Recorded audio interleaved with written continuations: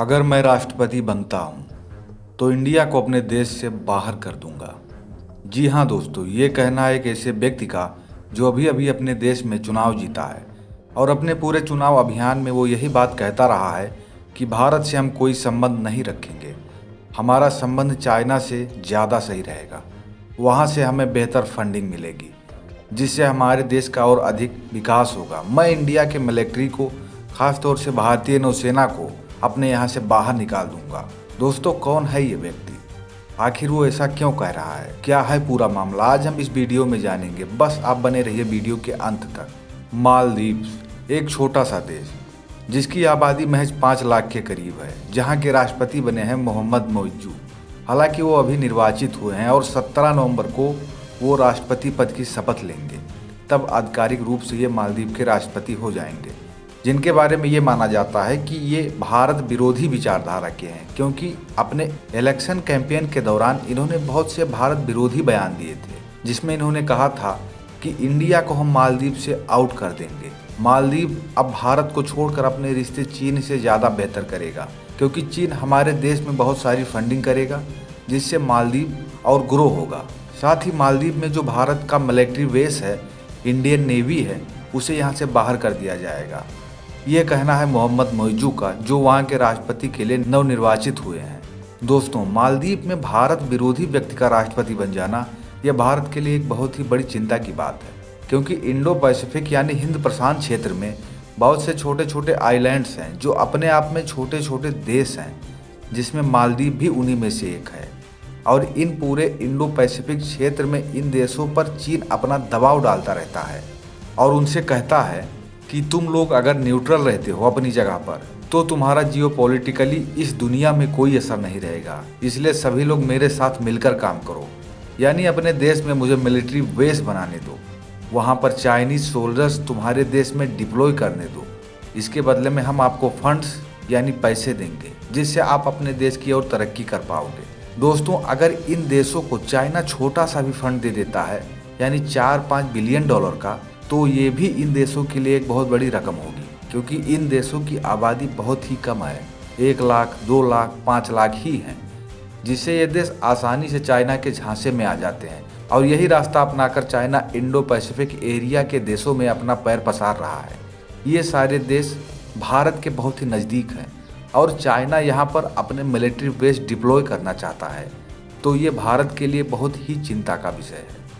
लेकिन अच्छी बात यह है कि चाइना के इस प्लान को काउंटर करने के लिए अमेरिका भी इन्हीं छोटे छोटे देशों को टारगेट कर रहा है और इन देशों से कह रहा है कि चाइना को अपने यहाँ पर मिलिट्री बेस बनाने के लिए ज़मीन ना दें, उसके लिए हम आपकी आर्थिक रूप से मदद करेंगे। क्योंकि अमेरिका ये बात अच्छी तरह से जानता है कि चाइना पहले अपने बातों के जाल में फंसा कर इन देशों को कर्ज देता है और फिर इनसे इनकी ज़मीनों को हड़प लेता है। यही चाइना की पॉलिसी रही है। इसीलिए इन देशों को चाइना के चंगुल से बचाना बेहद ज़रूरी है।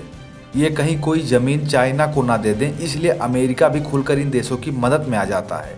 अगर मालदीव की बात करें तो ये देश चाइना के लिए बहुत ही महत्वपूर्ण है। ऐसा क्यों? ऐसा इसलिए कि चाइना का जो प्लान है, भारत के चारों तरफ जो देश हैं उनके यहाँ पर अपना सैन्य अड्डा बनाना, जिससे चारों तरफ से भारत को घेर सके और आगे चलकर कभी भी इंडिया को रोक सके। ये चाइना का मेजर प्लान है, जिसमें मालदीव की अहम भूमिका रहेगी। आपको बता दें कि 2018 से 2023 तक मालदीव न्यूट्रल देश रहा है और यहाँ के जो राष्ट्रपति थे उनका नाम इब्राहिम सोली था और वह अपने कार्यकाल में इंडिया को बहुत ही अधिक प्राथमिकता देते थे, क्योंकि भारत उनके देश की सुरक्षा करता था। चाहे सुनामी हो या कोई पैंडेमिक, भारत हर तरह से मालदीव के मदद में खड़ा रहता था और इसीलिए इब्राहिम सोली के चाइना के बजाय भारत से काफ़ी अच्छे रिश्ते थे। भारत शुरू से अब तक मालदीव को 2 बिलियन डॉलर भी दे चुका है, क्योंकि मालदीव ने चाइना से एक बड़े स्तर पर उधार ले रखा था और इसीलिए चाइना के कर्ज में और न डूब जाए, इसलिए भारत ने मालदीव को इतने पैसों की मदद की। वहीं 2018 से पहले मालदीव के जो राष्ट्रपति थे उनका नाम अब्दुल्ला यामीन था। ये भारत के बहुत ही कट्टर विरोधी और चाइना के उतने ही करीब थे। इनके समय पर चाइना लगभग मालदीव में मिलिट्री बेस बनाने ही वाला था।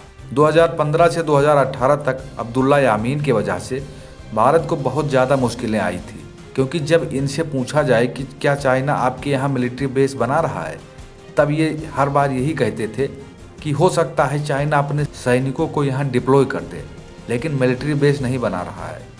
और इन्हीं के पार्टी के हैं मोहम्मद मोइजू, जो इस बार मालदीव के राष्ट्रपति बने हैं, जो खुले तौर पर यह कहता रहा है मैं भारत का समर्थन नहीं करता हूँ और मैं मालदीव को एंटी इंडिया बना दूंगा। भारत के मिलिट्री जो यहाँ मालदीव में अपना बेस बना रखा है उसे वापस भेज दूंगा।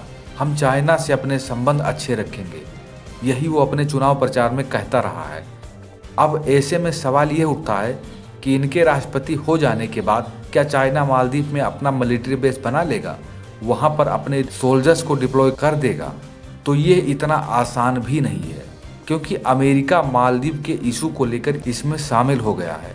दोस्तों, आपको जानकारी के लिए बता दें कि 2020 में अमेरिका और मालदीव ने रक्षा सहयोग पर समझौता किया था, जिसको लेकर दोनों देशों के बीच एग्रीमेंट साइन हुए थे, जिसका भारत ने खुलकर स्वागत किया था।